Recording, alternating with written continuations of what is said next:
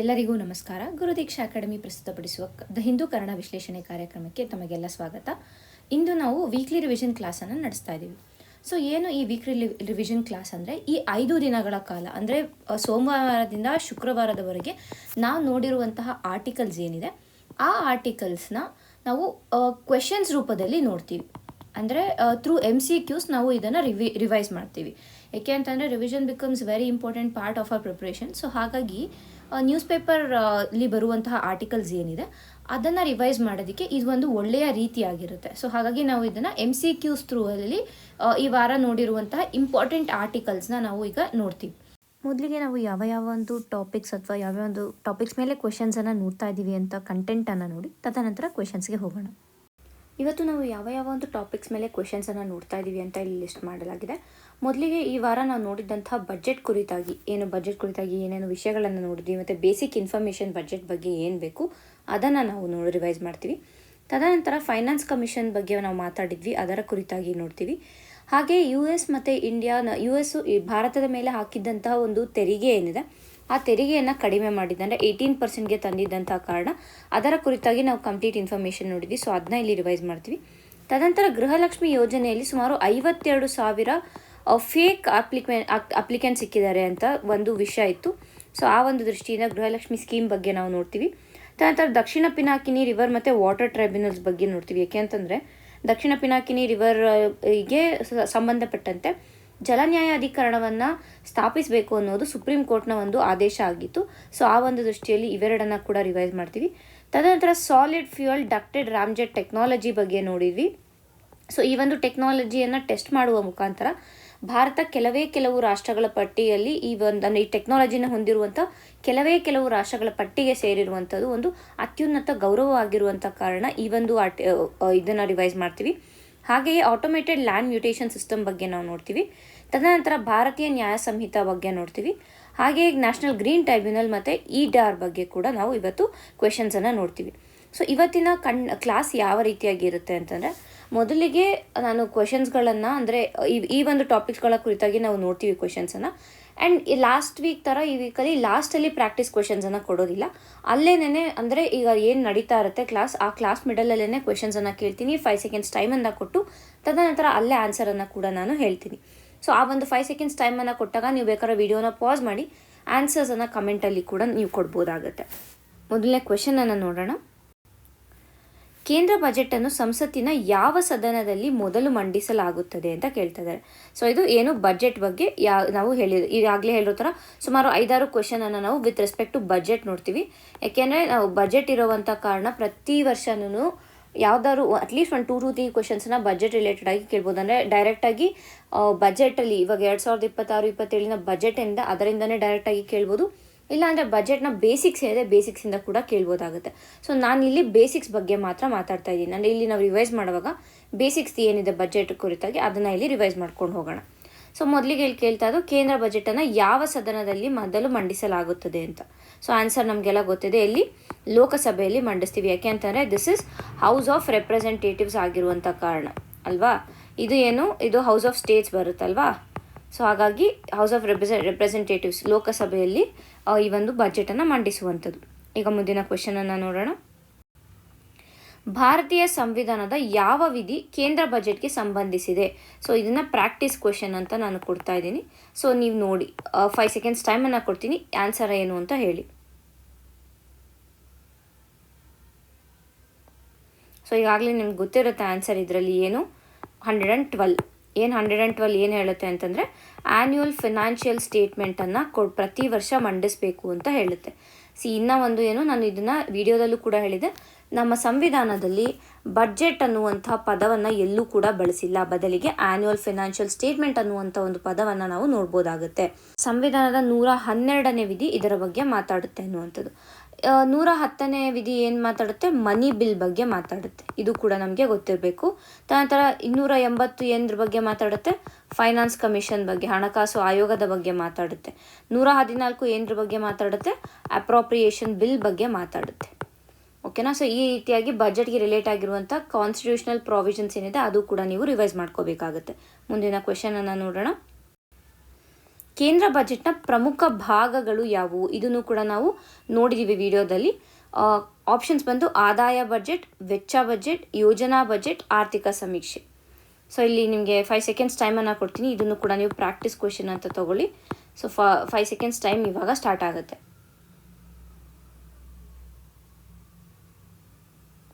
Answer ಗೊತ್ತಾಯಿದೆ ಏನೇನು ಬರುತ್ತೆ? 1 and 2 ಮಾತ್ರನೇ. ನಾನು ನಿಮಗೆ ಬಜೆಟನ್ನು ಎಕ್ಸ್ಪ್ಲೇನ್ ಮಾಡುವಾಗ ಹೇಳಿದ್ದೆ, ಬಜೆಟಲ್ಲಿ 2 ರೀತಿಯಾಗಿ ಬರುತ್ತೆ. ಒಂದು ರೆವೆನ್ಯೂ ಬಜೆಟ್ ಅಥವಾ ಆದಾಯ ಬಜೆಟ್ ಅಂತ, ಇನ್ನೊಂದು ಕ್ಯಾಪಿಟಲ್ ಬಜೆಟ್ ಅಥವಾ ವೆಚ್ಚ ಬಜೆಟ್. ಸೊ ಇದೆರಡನ್ನೂ ಮಾತ್ರನೇ ಬರುವಂಥದ್ದು. ಯೋಜನಾ ಬಜೆಟ್ ಅಂತ ಯಾವುದು ಇಲ್ಲಿ ಬರೋದಿಲ್ಲ. ನಾವು ಭಾರತದಲ್ಲಿ ಈ ರೀತಿಯಾಗಿ ಯಾವುದು ನೋಡೋದಿಲ್ಲ. ಏನೇ ಬಜೆಟ್ ಇದ್ರೂ ಇವೆರಡರಲ್ಲೇನೇನದು ಆ್ಯಡ್ ಆಗಿರುತ್ತೆ. ಇನ್ನು ಆರ್ಥಿಕ ಸಮೀಕ್ಷೆ ಅಂದರೆ ಎಕನಾಮಿಕ್ ಸರ್ವೆ.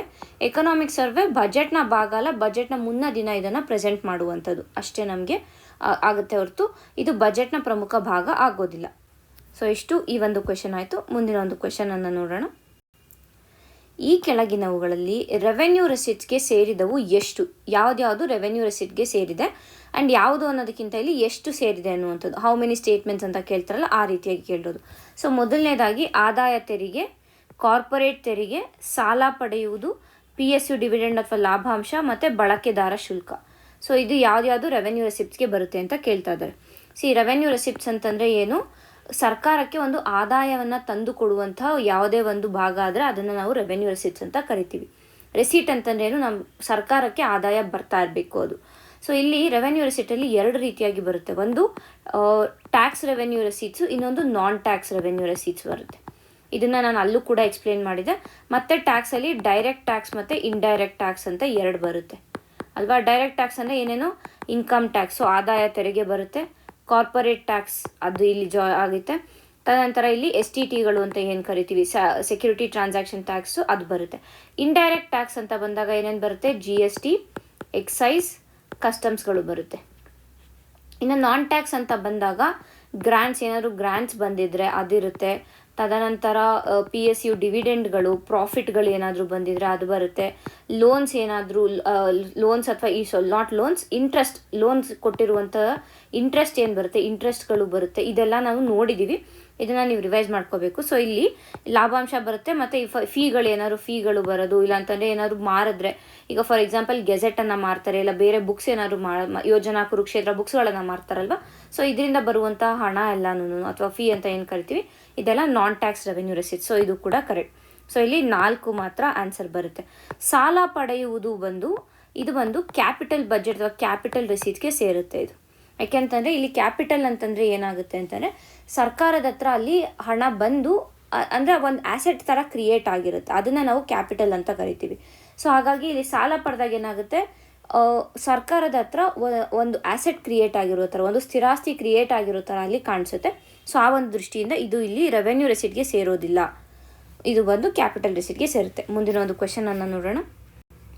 ಕೆಳಗಿನಗಳಲ್ಲಿ ಯಾವುದು ಕ್ಯಾಪಿಟಲ್ ಎಕ್ಸ್ಪೆಂಡಿಚರ್ಗೆ ಸೇರಿದವು ಎಷ್ಟು ಅಂತ ಕೇಳ್ತಾ ಇದ್ದು, ಯಾವುದು ಅಲ್ಲ ಎಷ್ಟು ಸೇರಿದೆ ಕ್ಯಾಪಿಟಲ್ ಎಕ್ಸ್ಪೆಂಡಿಚರ್ಗೆ. ಸೊ ಇದನ್ನು ನಾನು ಪ್ರಾಕ್ಟೀಸ್ ಕ್ವೆಶನ್ ಅಂತ ಹೇಳ್ತೀನಿ. ಸ್ಟೇಟ್ಮೆಂಟ್ಸ್ಗಳನ್ನು ಓದ್ಬಿಟ್ಟು ನಾನು ನಿಮಗೆ 5 ಸೆಕೆಂಡ್ಸ್ ಟೈಮನ್ನು ಕೊಡ್ತೀನಿ. ಹೆದ್ದಾರಿ ನಿರ್ಮಾಣ, ರಕ್ಷಣಾ ಉಪಕರಣಗಳ ಖರೀದಿ, ಸಾಲ ನೀಡುವುದು, ಪಿಂಚಣಿ ಪಾವತಿ, ಸರ್ಕಾರಿ ಕಟ್ಟಡ ನಿರ್ಮಾಣ. ನಿಮ್ಮ 5 ಸೆಕೆಂಡ್ಸ್ ಈಗ ಸ್ಟಾರ್ಟ್ ಆಗುತ್ತೆ.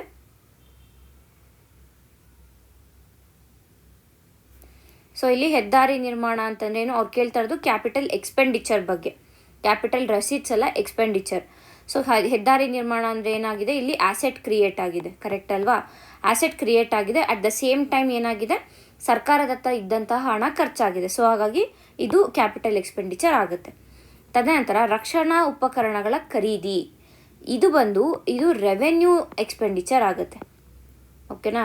ಏಕೆಂದರೆ ಇದು ಒನ್ ಟೈಮ್ ಮಾಡುವಂಥದ್ದಲ್ಲ. ರಕ್ಷಣಾ ಉಪಕರಣಗಳನ್ನು ನಾವು ಟೈಮ್ ಟು ಟೈಮ್ ಪರ್ಚೇಸ್ ಮಾಡ್ತಾ ಇರ್ತೀವಿ. ಈಗ ರಷ್ಯಾ ಜೊತೆ ಏನೋ ಒಂದು ಡೀಲ್ ಮಾಡಿದ್ದೀವಿ, ಈ ಕಡೆ ಫ್ರಾನ್ಸ್ ಹತ್ರ ರಫೇಲನ್ನು ತೊಗೋತಾ ಇದ್ದೀವಿ. ಸೊ ಈ ರೀತಿ ಆದಾಗ ಏನಾಗುತ್ತೆ, ಇದು ಡೇ ಟು ಡೇ ಎಕ್ಸ್ಪೆನ್ಸಸ್ಸನ್ನು ಮ್ಯಾನೇಜ್ ಮಾಡ್ತಾ ಇರೋದು, ಅಂದರೆ ಡೇ ಟು ಡೇ ಅದನ್ನು ಪೇ ಮಾಡ್ಕೊಂಡು ಹೋಗ್ತಾ ಇರ್ತೀವಿ. ಸೊ ಹಾಗಾಗಿ ಇದು ರೆವೆನ್ಯೂ ಎಕ್ಸ್ಪೆಂಡಿಚರ್ಗೆ ಬರುತ್ತೆ. ಸೊ ಹಾಗಾಗಿ ಇದು ಬರೋದಿಲ್ಲ ಇಲ್ಲಿ. ನಂತರ ಸಾಲ ನೀಡುವುದು, ಏನಾದ್ರು ಸಾಲ ಕೊಡ್ತಾ ಇರೋದು ಅಂತಂದರೆ ಎಸ್, ಇದು ಕರೆಕ್ಟ್ ಆಗುತ್ತೆ. ಯಾಕೆ ಅಂತಂದರೆ ಈಗ ಸರ್ಕಾರ ರಾಜ್ಯಗಳಿಗೆ ಸಾಲನ ನೀಡ್ತಾ ಇದೆ ಅಂತಂದರೆ ರಾಜ್ಯಗಳು ಅದನ್ನ ಯಾವುದೋ ಒಂದು ಸ್ಕೀಮಲ್ಲಿ ಇನ್ವೆಸ್ಟ್ ಮಾಡ್ಬೋದು, ಇಲ್ಲ ಏನೋ ಒಂದು ಡೆವಲಪ್ಮೆಂಟ್ ಯೋಜನೆಗಳಲ್ಲಿ ಅದನ್ನು ಬಳಸ್ಬೋದು. ಸೊ ಅಲ್ಲೇನೋ ಆ್ಯಸೆಟ್ ಕ್ರಿಯೇಟ್ ಆಗ್ತಾ ಇದೆ. And at the same time ಸರ್ಕಾರದಿಂದ ಅಂದರೆ ಕೇಂದ್ರ ಸರ್ಕಾರದಿಂದ ಅಲ್ಲಿ ವೆಚ್ಚ ಆಗಿದೆ ಅನ್ನುವಂಥ. ಸೊ ಹಾಗಾಗಿ ಸಾಲ ನೀಡುವುದು ಬರುತ್ತೆ.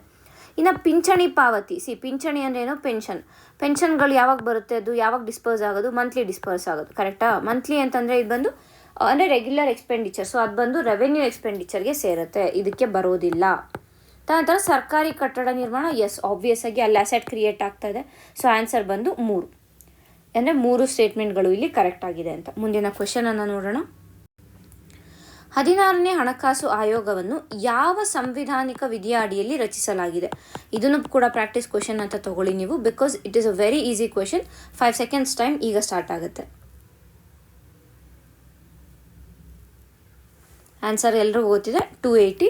ಇಲ್ಲಿ ಮತ್ತೆ ಹೆಚ್ಚಿನದಾಗಿ ಡಿಸ್ಕಸ್ ಮಾಡೋದಕ್ಕೆ ಏನೂ ಇಲ್ಲ. ಮುಂದಿನ ಕ್ವೆಶನನ್ನು ನೋಡೋಣ. ಕೆಳಗಿನವುಗಳಲ್ಲಿ ಹಣಕಾಸು ಆಯೋಗದ ಶಿಫಾರಸುಗಳ ವ್ಯಾಪ್ತಿಗೆ ಒಳಪಡುವ ವಿಷಯಗಳು ಎಷ್ಟು ಅಂತ ಕೇಳ್ತಿದ್ದಾರೆ. ಸೊ ಇಲ್ಲಿ ಕೆಳಗೆ ಕೊಟ್ಟಿರುವಂಥ ಒಂದು ಏನು ಮಾಹಿತಿ ಏನಿದೆ, ಇದರಲ್ಲಿ ಎಷ್ಟು ಹಣಕಾಸು ಆಯೋಗದ ಶಿಫಾರಸಿಗೆ ಒಳಪಡುತ್ತೆ, ಅಂದರೆ ಅದರ ಒಂದು ಟರ್ಮ್ಸ್ ಆಫ್ ರೆಫರೆನ್ಸ್ಗೆ ಸೇರಿದೆ ಅನ್ನುವಂಥದ್ದು. ಫೈನಾನ್ಸ್ ಕಮಿಷನ್ನ ಟರ್ಮ್ಸ್ ಆಫ್ ರೆಫರೆನ್ಸ್ ಅಂತ ಏನು ಕರಿತೀವಿ, ಅದಕ್ಕೆ ಯಾವ್ದ್ಯಾವುದು ಸೇರಿದೆ ಅಂತ. ಒಂದು ಕೇಂದ್ರ ರಾಜ್ಯ ಸರ್ಕಾರದ ತೆರಿಗೆ ಹಂಚಿಕೆ, ಇದನ್ನು ನಾವು ಮಾತಾಡಿದ್ದೀವಿ.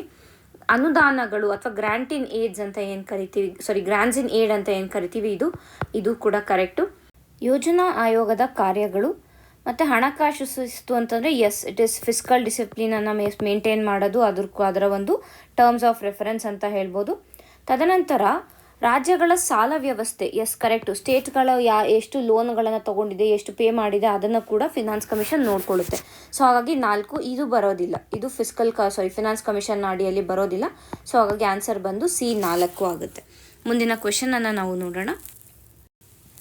ಕೆಳಗಿನವುಗಳಲ್ಲಿ 15ನೇ ಹಣಕಾಸು ಆಯೋಗದಲ್ಲಿ ಬಳಸಲಾದ ಡೆವಲ್ಯೂಷನ್ ಮಾನದಂಡಗಳು ಎಷ್ಟು? ಯಾವ್ದಾವುದನ್ನು ಇಲ್ಲಿ ಒಂದು ಡೆವಲ್ಯೂಷನ್, ನಾನು ಇದನ್ನ ಹೇಳಿದ್ದೆ, ವಿಡಿಯೋದಲ್ಲೂ ಕೂಡ ಹೇಳಿದೆ. 15th ಮತ್ತು 16th ಕಮಿಷನ್ನ ಒಂದು ಕಂಪ್ಯಾರಿಸನನ್ನು ಕೊಟ್ಟು ಯಾವುದು 15th ಫಿನಾನ್ಸ್ ಕಮಿಷನ್ ಬಳಸಿದೆ ಡೆವಲ್ಯೂಷನ್ಗೆ, ಯಾವುದು 16th ಕಮಿಷನ್ ಬಳಸಿದೆ ಅನ್ನೋದನ್ನು ಹೇಳಿದ್ದೆ. ಸೊ ಅದನ್ನೇ ಇಲ್ಲಿ ಕ್ವೆಶನ್ ಆಗಿ ಕೇಳಿರುವಂಥದ್ದು. ಒಂದು ಇನ್ಕಮ್ ಡಿಸ್ಟೆನ್ಸ್, 15th ಕಮಿಷನ್ ಅದನ್ನು ಯೂಸ್ ಮಾಡಿತ್ತು. 2007 ಬೇಸಿಸ್ ಮೇಲೆ ಪಾಪ್ಯುಲೇಷನ್, ಅರಣ್ಯ ಮತ್ತು ಪರಿಸರ, ತೆರಿಗೆ ಪ್ರಯತ್ನ, ಮತ್ತು 1971 ಜನಗಣತಿ, 2011 ತೊಗೊಂಡ್ಮೇಲೆ 1971 ಏನಕ್ಕೆ ತೊಗೊಳ್ಳೋದಿಲ್ಲ. ತೆರಿಗೆ ಪ್ರಯತ್ನ 15th ಫಿನಾನ್ಸ್ ಕಮಿಷನ್ ಇದೇ ಹೊಸದಾಗಿ ಇಂಟ್ರೊಡ್ಯೂಸ್ ಮಾಡಿದಂಥದ್ದು. ಸೊ ಹಾಗಾಗಿ ಇದು ಇನ್ವಾಲ್ವ್ ಆಗಿದೆ. ಸೊ ಇಲ್ಲಿ 4 ಕರೆಕ್ಟ್ ಆಗಿದೆ, 4 ಆನ್ಸರ್ ಆಗುತ್ತೆ. ಮುಂದಿನ ಒಂದು ಕ್ವೆಶನನ್ನು ನೋಡೋಣ. ಕೆಳಗಿನವುಗಳಲ್ಲಿ 16ನೇ ಹಣಕಾಸು ಆಯೋಗದ ಡೆವಲ್ಯೂಷನ್ ಚರ್ಚೆಗಳಲ್ಲಿ ಪ್ರಮುಖವಾಗಿ ಉಲ್ಲೇಖವಾಗಿರುವ ಅಂಶಗಳು ಎಷ್ಟು ಅಂತ ಕೇಳ್ತಾ ಇದ್ದಾರೆ. ಸೊ ಇದನ್ನು ನಾನು ನಿಮಗೆ ಪ್ರಾಕ್ಟೀಸ್ ಕ್ವೆಶನ್ ಅಂತ ಕೊಡ್ತೀನಿ. ಸೊ ಆಪ್ಷನ್ಸನ್ನು ಓದಿ ನಾನು 5 ಸೆಕೆಂಡ್ ಟೈಮನ್ನು ಕೊಡ್ತೀನಿ, ನೀವು ಅಷ್ಟರಲ್ಲಿ ಆನ್ಸರನ್ನು ಮಾಡಿ. ಮೊದಲಿಗೆ 2026ರ ನಂತರದ ಜನಗಣತಿ, ಹವಾಮಾನ ಕ್ರಿಯೆ, ಹಣಕಾಸು ಶಿಸ್ತು, ರಾಜ್ಯಗಳ ಜನಸಂಖ್ಯಾ ನಿಯಂತ್ರಣ, GST ದರ ನಿಗದಿ. ನಿಮ್ಮ 5 ಸೆಕೆಂಡ್ಸ್ ಈಗ ಸ್ಟಾರ್ಟ್ ಆಗುತ್ತೆ.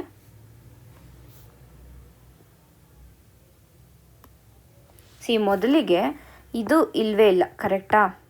ಯಾಕೆಂತಂದ್ರೆ ನಾವು ನೋಡಿದ್ವಿ 2011ನ ಒಂದು ಜಾತಿ ಗಣತಿ ಏನಿದೆ ಅಥವಾ ಪಾಪ್ಯುಲೇಷನ್ ಸೆನ್ಸಸ್ ಏನು ನಡೆದಿತ್ತು ಅದನ್ನೇ ಇವಾಗಲೂ ಕೂಡ ಅದನ್ನೇ ಫಾಲೋ ಮಾಡ್ತಾ ಇದ್ದಾರೆ ಅನ್ನುವಂಥದ್ದು. ತದನಂತರ ಇಲ್ಲಿ ಕೊಟ್ಟಿರೋದು ಕ್ಲೈಮೇಟ್ ಆ್ಯಕ್ಷನ್. ಕ್ಲೈಮೇಟ್ ಆ್ಯಕ್ಷನ್ ಬಂದು ಇದನ್ನು ಹೊಸ ಕ್ರೈಟೀರಿಯಾ ಆಗಿ ಇಂಟ್ರೊಡ್ಯೂಸ್ ಮಾಡಿದ್ದಾರೆ. It is a new criteria, ಹಾಗಾಗಿ ಇದು ಕರೆಕ್ಟ್ ಆಗುತ್ತೆ. ಆ್ಯಂಡ್ ಫಿಸ್ಕಲ್ ಡಿಸಿಪ್ಲಿನ್ ಇಲ್ಲಿ ಅವರು ಮಾತಾಡಿಲ್ಲ, ಓಕೆನಾ? ಫಿಸ್ಕಲ್ ಡಿಸಿಪ್ಲಿನು ಈ ಒಂದು ಕ್ರೈಟೀರಿಯಾದಲ್ಲಿ ಬರೋದಿಲ್ಲ, ಸೊ ಇದಾಗುತ್ತೆ. ಆ್ಯಂಡ್ ತದನಂತರ ಏನು ಕೊಟ್ಟಿದ್ದಾರೆ ಅವರು, ರಾಜ್ಯಗಳ ಜನಸಂಖ್ಯಾ ನಿಯಂತ್ರಣ ಅಂತ ಹೇಳ್ತಾ ಇದ್ದಾರೆ. ಸೊ ಜನಸಂಖ್ಯಾ ನಿಯಂತ್ರಣ ಅಂತಂದರೆ ಇದು ಬಂದು ಡೆಮೋಗ್ರಫಿಕ್ ಪರ್ಫಾರ್ಮೆನ್ಸ್ ಆಗುತ್ತೆ. ಇದು ಕೂಡ ಇನ್ಕ್ಲೂಡ್ ಆಗಿದೆ. GST ದರ ನಿಗದಿ ಇಲ್ಲಿ ಇನ್ಕ್ಲೂಡ್ ಆಗಿಲ್ಲ. ಸೊ ಇಲ್ಲಿ ಆನ್ಸರ್ ಬಂದು ಕೇವಲ 3 ಮಾತ್ರ ಇಲ್ಲಿ ಸರಿ, 2 ಮಾತ್ರ ಇಲ್ಲಿ ಸರಿ, 3 ಅಲ್ಲ 2 ಮಾತ್ರ. ಯಾಕೆ ಅಂತಂದರೆ ಫಸ್ಟ್ ಸ್ಟೇಟ್ಮೆಂಟ್ ಏನಿದೆ, ಫಸ್ಟ್ ಸ್ಟೇಟ್ಮೆಂಟ್ ಕೂಡ ಇಲ್ಲಿ ರಾಂಗ್. ಸೊ ಇದು ಕೂಡ ರಾಂಗ್ ಆಗುತ್ತೆ. ಇಲ್ಲಿರೋದು ಹವಾಮಾನ ಕ್ರಿಯೆ ಮತ್ತು ರಾಜ್ಯಗಳ ಜನಸಂಖ್ಯಾ ನಿಯಂತ್ರಣ ಏನಿದೆ, ಇದು 2 ಮಾತ್ರ ಕರೆಕ್ಟ್ ಆಗಿರುವಂಥದ್ದು. ಮುಂದಿನ ಒಂದು ಕ್ವೆಶನನ್ನು ನೋಡೋಣ. ಕೆಳಗಿನವುಗಳಲ್ಲಿ ಟ್ಯಾರಿಫ್ ಬ್ಯಾರಿಯರ್ ಎಂದರೆ ಯಾವುದು? ನಾನು ಇದನ್ನು ಕೂಡ ಹೇಳಿದ್ದೆ, ಟ್ಯಾರಿಫ್ ಬ್ಯಾರಿಯರ್ ಬೇರೆ ಇರುತ್ತೆ, ನಾನ್ ಟ್ಯಾರಿಫ್ ಬ್ಯಾರಿಯರ್ ಬೇರೆ ಇರುತ್ತೆ ಅಂತ.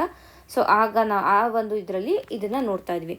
ಮೊದಲಿಗೆ ಏನು ಅಂತಂದರೆ, ಟ್ಯಾರಿಫ್ ಬ್ಯಾರಿಯರ್ ಅಂತಂದರೆ ತೆರಿಗೆಗಳನ್ನು ಹಾಕಿ ಒಂದು ದೇಶದಿಂದ ಇನ್ನೊಂದು ದೇಶಕ್ಕೆ ಆಮದಾಗ್ತಾ ಇರುವಂಥ ಒಂದು ಐಟಮ್ಸ್ಗಳನ್ನು ಕಡಿಮೆ ಮಾಡುವಂಥದ್ದು. ಈಗ ಫಾರ್ ಎಕ್ಸಾಂಪಲ್ ಚೈನಾದಿಂದ ಭಾರತಕ್ಕೆ ಡಾಲ್ಸ್ಗಳು ಬರ್ತಾ ಇದೆ, ಇಲ್ಲ ಅಂತಂದರೆ ಆರೆಂಜಸ್ ಬರ್ತಾ ಇದೆ, ಇಲ್ಲ ಸೇಬ್ಗಳೇನಾದ್ರು ಬರ್ತಾ ಇದೆ ಅಂತಂದರೆ ಅವುಗಳನ್ನು ತಡೆಯೋದಕ್ಕೋಸ್ಕರ ಏನು ಮಾಡ್ತೀವಿ ಅಂತಂದರೆ ಭಾರತದಲ್ಲಿ ಅವುಗಳ ಮೇಲೆ ಟ್ಯಾರಿಫ್ಗಳನ್ನು ಹೆಚ್ಚು ಮಾಡ್ತೀವಿ. ಸೊ ಅಂಥ ಒಂದು ಪ್ರಾಸೆಸನ್ನು ನಾವು ಟ್ಯಾರಿಫ್ ಬ್ಯಾರಿಯರ್ ಅಂತ ಕರಿತೀವಿ.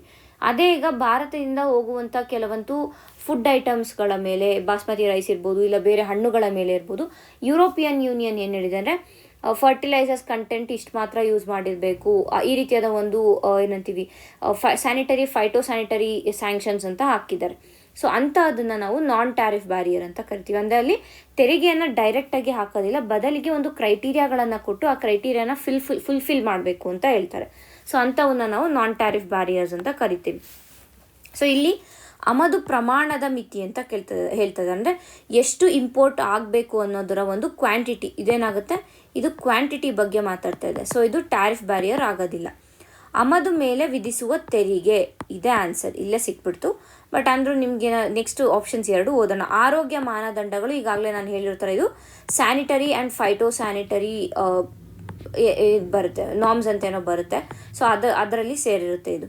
ಗುಣಮಟ್ಟ ಪ್ರಮಾಣ ಪತ್ರ ಕಡ್ಡಾಯ, ಇದು ಕೂಡ ಇದು ಕ್ವಾಲಿಟಿಯನ್ನು ಎನ್ಶೋರ್ ಮಾಡೋದಕ್ಕೆ, ಇದು ಕ್ವಾಂಟಿಟಿ, ಇದು ಕ್ವಾಲಿಟಿಯನ್ನು ಎನ್ಶೋರ್ ಮಾಡೋದಕ್ಕೆ. ಬಟ್ ಇಲ್ಲಿ ತೆರಿಗೆ ಅಂತ ಬರೋದು, ಟ್ಯಾರಿಫ್ ಅಂತಂದರೆ ತೆರಿಗೆ. ಸೊ ಇದೆರಡು ಮ್ಯಾಚ್ ಆಗ್ತಾ ಇದೆ ಇಲ್ಲಿ. ಸೊ ಆನ್ಸರ್ ಬಂದು ಇದು. ಮುಂದಿನ ಕ್ವೆಶನನ್ನು ನೋಡೋಣ. ಕೆಳಗಿನವುಗಳಲ್ಲಿ ಟ್ಯಾರಿಫ್ ಬ್ಯಾರಿಯರ್ಸ್ಗೆ ಸೇರಿದವು ಎಷ್ಟು? ಸೊ ಇಲ್ಲಿ ಇದನ್ನು ನೀವು ಪ್ರಾಕ್ಟೀಸ್ ಕ್ವೆಶನ್ ಅಂತ ತಗೊಳ್ಳಿ. ಸೊ 5 ಸೆಕೆಂಡ್ಸ್ ಟೈಮನ್ನು ಕೊಡ್ತೀನಿ.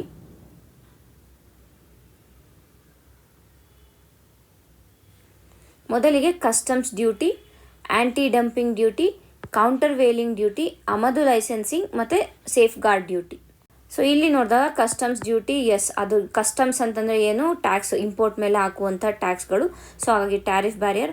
ಆ್ಯಂಟಿ ಡಂಪಿಂಗ್ ಡ್ಯೂಟಿ ಅಂತಂದರೆ ಈಗ ಬೇರೆ ಯಾವುದೋ ದೇಶ ತನ್ನ ದೇಶದಲ್ಲಿ ಒಂದು ವಸ್ತು ಮಾರಾಟವಾಗ್ತಾ ಇರುವಂತಹ ಬೆಲೆಗಿಂತ ಕಡಿಮೆ ಬೆಲೆಗೆ ಇನ್ನೊಂದು ದೇಶಕ್ಕೆ ಅದನ್ನು ರಫ್ತು ಮಾಡ್ತಾ ಇರ್ತಾರೆ. ಸೊ ಅಂಥ ಒಂದು ಕೇಸನ್ನು ನಾವು ಡಂಪಿಂಗ್ ಅಂತ ಕರಿತೀವಿ. ಸೊ ಆ ಒಂದು ಡಂಪಿಂಗನ್ನು ತಡೆಗಟ್ಟಕ್ಕೆ ಹಾಕುವಂಥ ತೆರಿಗೆಯನ್ನು ನಾವು ಆ್ಯಂಟಿ ಡಂಪಿಂಗ್ ಡ್ಯೂಟಿ ಅಂತ ಕರಿತೀವಿ. ಕೌಂಟರ್ ವೇಲಿಂಗ್ ಡ್ಯೂಟಿನೂ something similar to anti dumping ಡ್ಯೂಟಿಯೇ ಬರುತ್ತೆ. ತದನಂತರ ಸೇಫ್ ಗಾರ್ಡಿಂಗ್ ಡ್ಯೂಟಿ ಕೂಡ ಇದೇನೆ. ಬಟ್ ಇಲ್ಲಿ ಆಮದು ಲೈಸೆನ್ಸಿಂಗ್ ಏನಿದೆ ಇದು ಬಂದು ಟ್ಯಾರಿಫ್ ಬ್ಯಾರಿಯರ್ಸ್ಗೆ ಬರೋದಿಲ್ಲ, ಬದಲಿಗೆ ಇದು ನಾನ್ ಟ್ಯಾರಿಫ್ ಬ್ಯಾರಿಯರ್ಸ್ಗೆ ಸೇರುತ್ತೆ. ಸೊ ಹಾಗೆ ಆನ್ಸರ್ ಬಂದು 4. ಮುಂದಿನ ಕ್ವೆಶನನ್ನು ನೋಡೋಣ. ಗೃಹಲಕ್ಷ್ಮಿ ಯೋಜನೆ ಮಹಿಳೆಯರ ಆರ್ಥಿಕ ನಿರ್ಧಾರ ಸಾಮರ್ಥ್ಯವನ್ನು ಹೆಚ್ಚಿಸುತ್ತದೆ. ಯೋಜನೆಯಡಿ ನೇರವಾಗಿ ಮಹಿಳೆಯ ಬ್ಯಾಂಕ್ ಖಾತೆಗೆ ಹಣ ಜಮೆಯಾಗುತ್ತದೆ. ಇದು ಆನ್ಸರ್ ಎಲ್ರಿಗೂ ಗೊತ್ತಿದೆ, 2 ಕೂಡ ಇಲ್ಲಿ ಕರೆಕ್ಟ್ ಆಗಿದೆ. ಆ್ಯಂಡ್ ಆರ್ ಬಂದು ಅಥವಾ ರೀಸನ್ ಏನಿದೆ, ರೀಸನ್ ಬಂದು ಮೇಲೆ ಕೊಟ್ಟಿರುವಂಥ ಸ್ಟೇಟ್ಮೆಂಟನ್ನು ಅದು ಕರೆಕ್ಟಾಗಿ ಎಕ್ಸ್ಪ್ಲೇನ್ ಮಾಡ್ತಾ ಇದೆ ಅನ್ನುವಂಥದ್ದು. ಮತ್ತು ಗೃಹಲಕ್ಷ್ಮಿ ಯೋಜನೆ ಬಗ್ಗೆ ಏನೇನು ಬೇಕು ಇದನ್ನ ಸ್ಟಾರ್ಟ್ ಮಾಡೋದು 2023ರಲ್ಲಿ department of women and child development ಏನಿದೆ ಇದು ಮಾಡಿರುವಂಥದ್ದು. ಏನು ಮಾಡುತ್ತಾ ಪ್ರತಿ ತಿಂಗಳು 2,000 ರೂಪಾಯಿಯನ್ನು ಆ ಒಂದು ಮನೆಯ ಮಹಿಳಾ ಮುಖ್ಯಸ್ಥರು ಏನಿರ್ತಾರೆ ಅವರ ಒಂದು ಖಾತೆಗೆ ಜಮಾ ಆಗುವಂತೆ ಮಾಡ್ತಾರೆ. ಆ್ಯಂಡ್ ಒಂದು ಮನೆಯಿಂದ ಒಂದು ಮಹಿಳೆಗೆ ಮಾತ್ರನೇ ಈ ಒಂದು ಅವಕಾಶ ಇರುವಂಥದ್ದು. ಸೊ ಇಷ್ಟು ಬೇಸಿಕ್ ನಮಗೆ ಗೃಹಲಕ್ಷ್ಮಿ ಬಗ್ಗೆ ಗೊತ್ತಿರಬೇಕಾಗಿರೋದು. ಮುಂದಿನ ಒಂದು ಕ್ವೆಶನನ್ನು ನೋಡೋಣ. ಕೆಳಗಿನವುಗಳಲ್ಲಿ ದಕ್ಷಿಣ ಪಿನಾಕಿನಿ ನದಿಯ ಉಪನದಿಗಳು ಎಷ್ಟು? ಯಾವುವು ಅಲ್ಲ, ಎಷ್ಟು ಅಂತ ಕೇಳ್ತಾ ಇದ್ದಾರೆ. ವೃಷಭಾವತಿ, ಸ್ವರ್ಣಮುಖಿ, ಅರ್ಕಾವತಿ, ಪಲಾರ್, ಶಿಂಷಾ. ಸೊ ಇಲ್ಲಿ ಆನ್ಸರ್ ಬಂದು ಯಾವುದೂ ಅಲ್ಲ. ಯಾಕೆ ಅಂತಂದರೆ ಇದರಲ್ಲಿ ಮೋಸ್ಟ್ ಆಫ್ ದ ರಿವರ್ಸ್ ಏನು ಕೊಟ್ಟಿದ್ದಾರೆ ಇದು ಕಾವೇರಿಯ ಒಂದು ಟ್ರಿಬ್ಯೂಟರಿಗಳು ಅಥವಾ ಕಾವೇರಿಯ ಒಂದು ಉಪನದಿಗಳಾಗಿದೆ. ಇನ್ನು ದಕ್ಷಿಣ ಪಿನಾಕಿನಿಯ ನಾವು ಉಪನದಿಗಳು ಯಾವ್ಯಾವು ಅಂತ ನೋಡೋಕ್ಕೆ ಹೋದರೆ ಒಂದು ಚಿನ್ನಾರ್ ಇರ್ಬೋದು, ಮಾರ್ಕಂಡ ರಿವರ್ ಏನಿದೆ ಮಾರ್ಕಂಡ ರಿವರು, ಮತ್ತು ಪಾಪಾಗ್ನಿ ಅಂತ ಕರಿತೀವಿ, ಪಾಪಾಗ್ನಿ ರಿವರ್ ಏನಿದೆ ಅದು ಚಿಕ್ಕಬಳ್ಳಾಪುರ ಅಲ್ಲಿ ಹರಿಯುತ್ತೆ. ಇದು ಕೂಡ ವನಿಯಾರ್ ರಿವರು ಮತ್ತು ಪಂಬಾನ್ ಅಂತ ಬರುತ್ತೆ. ಸೊ ಈ ರಿವರ್ಗಳು ಬಂದು ಇದರ ಒಂದು ಉಪನದಿಗಳು ಅಂತ ನಾವು ಅರ್ಥ ಮಾಡ್ಕೋಬೇಕಾಗತ್ತೆ. ಈಗ ಮುಂದಿನ ಒಂದು ಕ್ವೆಶನನ್ನು ನೋಡೋಣ. ಅಂತರರಾಜ್ಯ ನದಿ ಜಲ ವಿವಾದಗಳನ್ನು ಪರಿಹರಿಸಲು ಸಂವಿಧಾನದ ಯಾವ ವಿಧಿ ವ್ಯವಸ್ಥೆಯನ್ನು ಮಾಡಿದೆ? ಸೊ ಇದನ್ನು ಪ್ರಾಕ್ಟೀಸ್ ಕ್ವೆಶನ್ ಅಂತ ತಗೊಳ್ಳಿ ನೀವು. 5 ಸೆಕೆಂಡ್ಸ್ ಟೈಮನ್ನು ಕೊಡ್ತೀನಿ. ಏಕೆ ಅಂತಲೇ ಇದು ಪಾಲಿಟಿಯ ಬೇಸಿಕ್ ಕ್ವೆಶನ್ ಆಗಿರುವಂಥ ಕಾರಣ ನಿಮ್ಗೆ ಇದು ಗೊತ್ತೇ ಇರಲೇಬೇಕು. ಜಾಸ್ತಿ ಇದ್ರ ಬಗ್ಗೆ ಡಿಸ್ಕಸ್ ಮಾಡೋದು ಬೇಡ. ನಿಮ್ಮ 5 ಸೆಕೆಂಡ್ಸ್ ಈಗ ಸ್ಟಾರ್ಟ್ ಆಗುತ್ತೆ. ಸೊ ಆನ್ಸರ್ ಏನು? ಆನ್ಸರ್ ಬಂದು ವಿಧಿ 262, 262ನೇ ವಿಧಿ ಏನಿದೆ ಇದು ಇಂಟರ್ ಸ್ಟೇಟ್ ವಾಟರ್ ಟ್ರೈಬ್ಯುನಲ್ಸನ್ನು ಫಾರ್ಮ್ ಮಾಡಬೇಕು ಅಂತ ಹೇಳುತ್ತೆ. ಆ್ಯಂಡ್ 280 ಏನರ ಬಗ್ಗೆ ಮಾತಾಡುತ್ತೆ?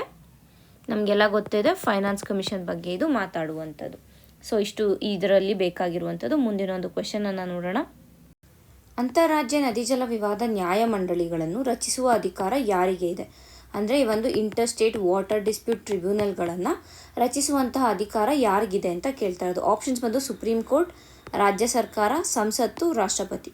ರಾಷ್ಟ್ರಪತಿಗಳಿಗಿಲ್ಲ, ಸುಪ್ರೀಂ ಕೋರ್ಟ್ಗಿಲ್ಲ, ರಾಜ್ಯ ಸರ್ಕಾರಕ್ಕೂ ಇಲ್ಲ, ಇರೋದು ಸಂಸತ್ತಲ್ಲಿ ಅಂದರೆ ಪಾರ್ಲಿಮೆಂಟು ಏನಾದರೂ ಡಿಸೈಡ್ ಮಾಡಿ ಈ ರೀತಿಯಾಗಿ ನೀವು ರಚಿಸಬೇಕು ಅಂತಂದರೆ ಆಗ ಮಾತ್ರನೇ ನದಿ ಜಲ ವಿವಾದದ ನ್ಯಾಯಮಂಡಳಿಗಳನ್ನು ರಚಿಸ್ಬೋದಾಗುತ್ತೆ. ಸುಪ್ರೀಂ ಕೋರ್ಟು ತೀರ್ಪನ್ನು ಕೊಡುತ್ತೆ. ಅಂದರೆ ಈಗ ಏನು ದಕ್ಷಿಣ ಪಿನಾಕಿನಿಯಲ್ಲಿ ಆಗಿರುವಂಥದ್ದು ಅದೇನೆ, ಸುಪ್ರೀಂ ಕೋರ್ಟ್ ಹೇಳಿದೆ ಅಷ್ಟೇನೆ ಈ ರೀತಿಯಾಗಿ ಒಂದು ಜಲ ನ್ಯಾಯಾಧಿಕರಣವನ್ನು ಅಥವಾ ಜಲ ನ್ಯಾಯ ಮಂಡಳಿಗಳನ್ನು ನೀವು ರಚಿಸಿ ಅಂತ.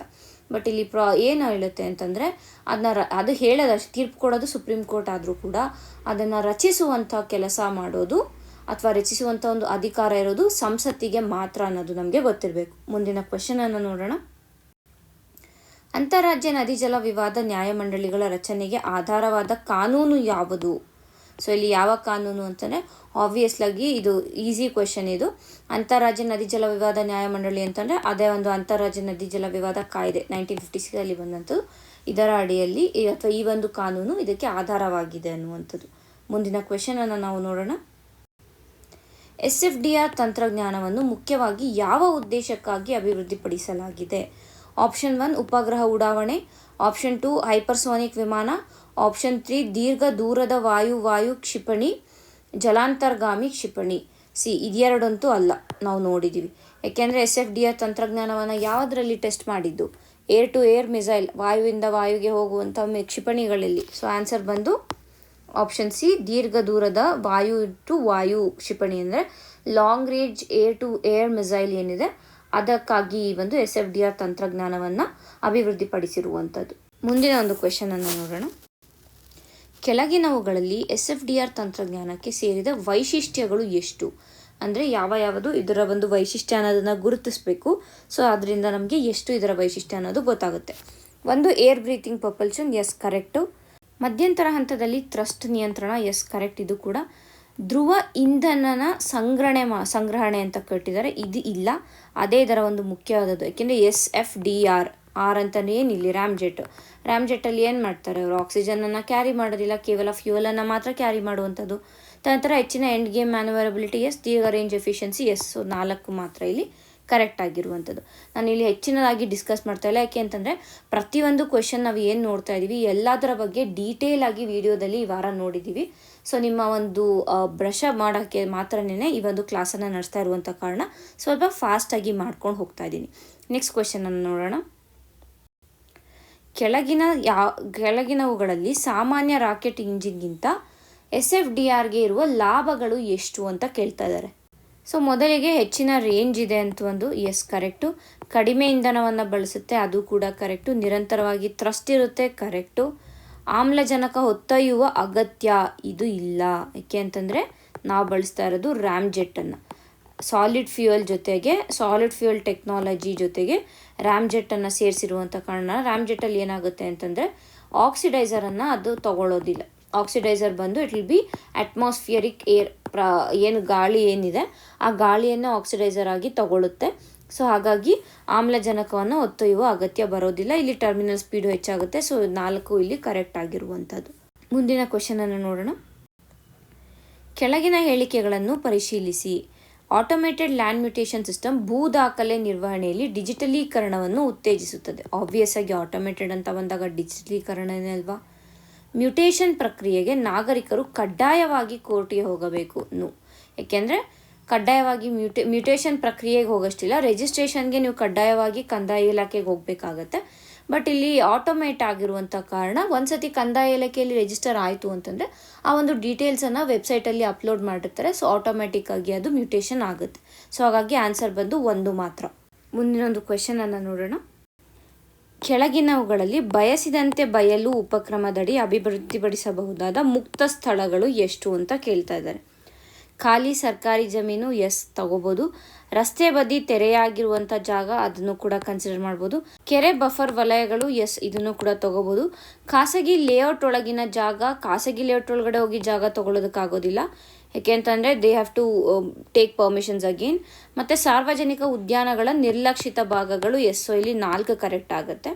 ಇದನ್ನು ನಾವು ಆಲ್ರೆಡಿ ನೋಡಿದ್ದೀವಿ, ಮತ್ತು ನಾನು ಇಲ್ಲಿ ಹೆಚ್ಚಿನದಾಗಿ ಇದನ್ನ ಡಿಸ್ಕಸ್ ಮಾಡೋದಕ್ಕೆ ಹೋಗೋದಿಲ್ಲ. ಸೊ ಈಗ ಮುಂದಿನ ಒಂದು ಕ್ವೆಶನನ್ನು ನಾವು ನೋಡೋಣ.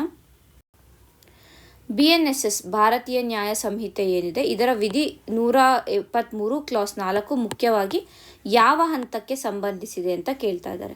ಸೊ ಇಲ್ಲಿ ಆಪ್ಷನ್ಸ್ ಬಂದು FIR ನೋಂದಣಿ, ತನಿಖೆ ಪೂರ್ಣಗೊಂಡ ನಂತರ ವರದಿ ಸಲ್ಲಿಕೆ, ನ್ಯಾಯಾಲಯದ ವಿಚಾರಣೆ ಮತ್ತು ಶಿಕ್ಷೆ ಘೋಷಣೆ ಬರೋದೇ ಇಲ್ಲ.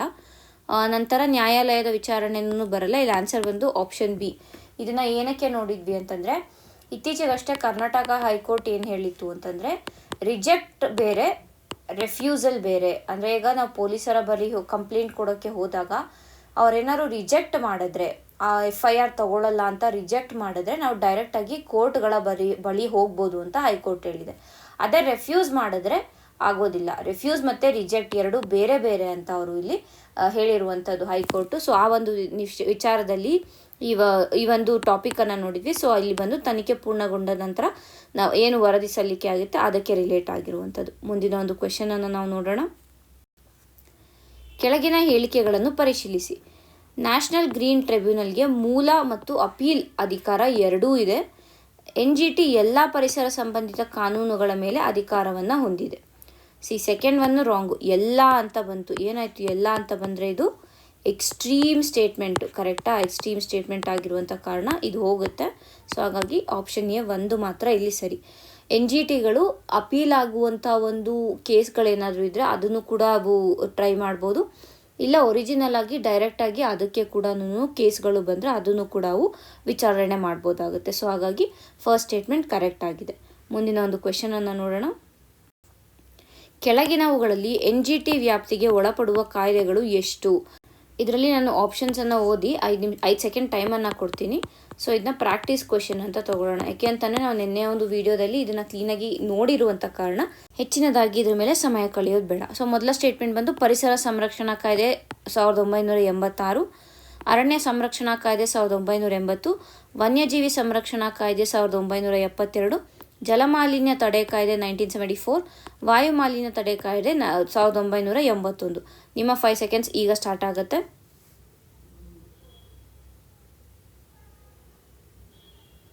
ಆನ್ಸರ್ ಬಂದು 4 ಮಾತ್ರ.